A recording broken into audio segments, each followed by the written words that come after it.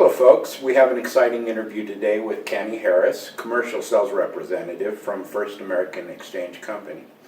I could go on about Mr. Harris's accomplishments, which are many, but in order to focus on the subject at hand, I will skip the formalities and let Kenny's words speak for himself.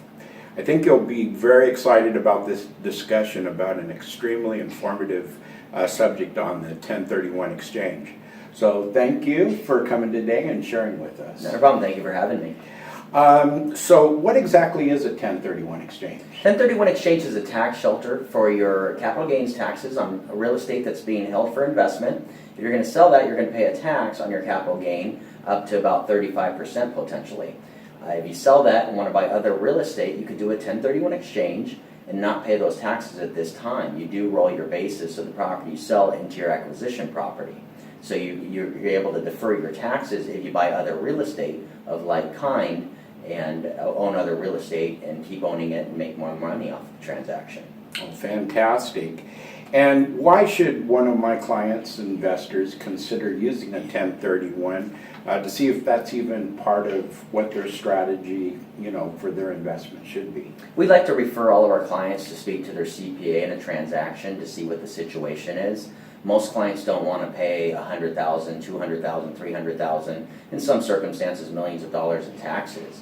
Remember, you could pay 35% capital gains tax. So if your client has a $150,000 tax consequence, instead of paying $150,000 to Uncle Sam, retain that for themselves, buy other investment property, and make more money off of the transaction.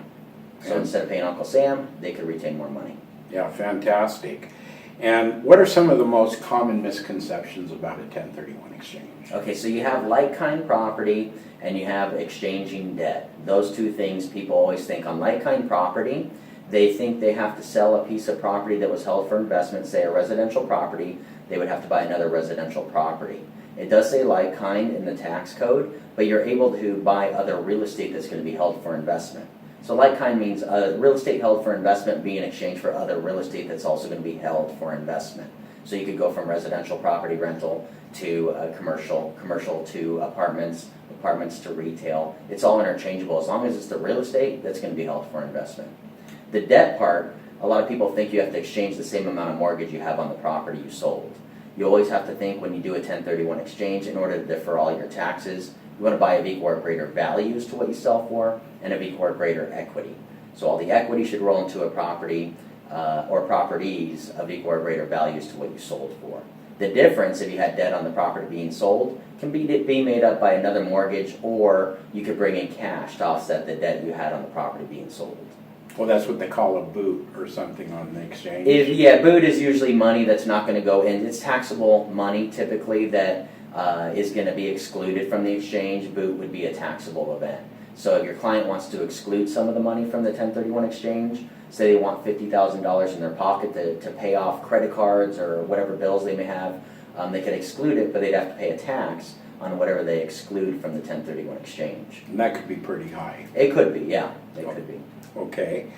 Now, I found the idea about deadlines very interesting. How do these work, and what type of preparation should be taken for an investor who's considering this? Deadlines, so you have 45 days to identify what you're going to purchase, and that's just identify. You don't have to be an escrow or contract, and you have 180 days to close. Both of these time frames start the day you close escrow on the property you sell. So the hardest part is identifying property within 45 days, especially in times like these with low inventory. So if you go back and when you're accepting offers on the property you're selling, think about the closing date, because it's the closing date that triggers the deadlines. So if you maybe need more time to find replacement property or to identify replacement property, you might want to get a little longer escrow, or maybe even put in options to extend the close of escrow if you can. So if you need more time, maybe you could extend it another 2 weeks, another 30 days to keep looking for replacement property. Because once you close escrow, time is ticking, there's no change in it. You must identify within 45 days.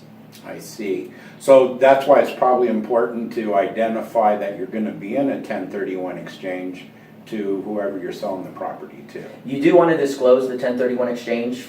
If you're the seller, you want to put in the purchase agreement that you intend on selling through a 1031 exchange at no cost to the other party. So on the property being sold, the seller intends to do a 1031 exchange at no cost to buyer. And then on the acquisition property, buyer intends to do a 1031 exchange at no cost to seller. So you do want to put the intent in the purchase agreement and notify the other party. That's good information.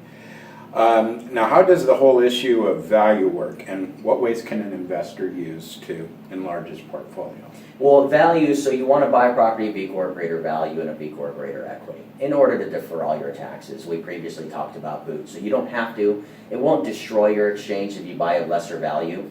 You just may have a tax consequence on the difference. You sell for $500,000, you buy for $450,000, you may have a tax consequence on the $50,000 trade down. But you may still benefit from the 1031 exchange and its tax shelter. If you're okay with a minimum, a small tax consequence, you could do that. We have clients that may want to buy of greater value due to the depreciation. A lot of times the clients have owned the property long enough to want to depreciate or have depreciated the property down to zero.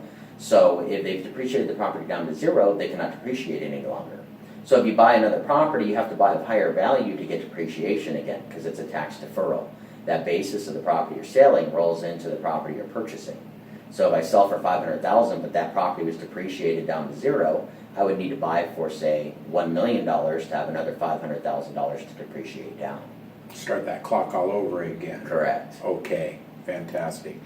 So is the deferment of taxes passed along to heirs, or is there a way to start the clock again so the investment can live on? So you'll eventually pay your taxes if you sell and do not do a 1031 exchange.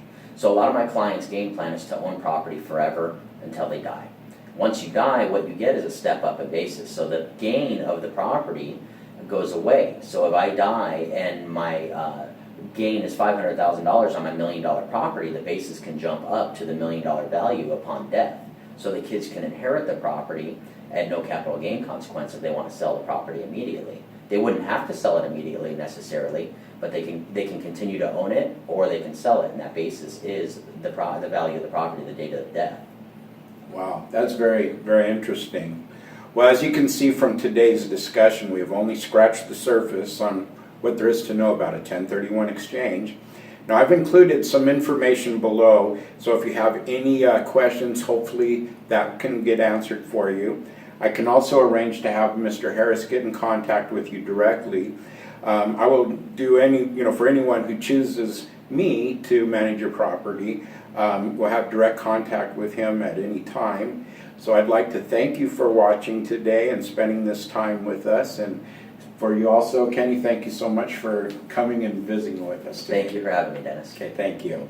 Thank you.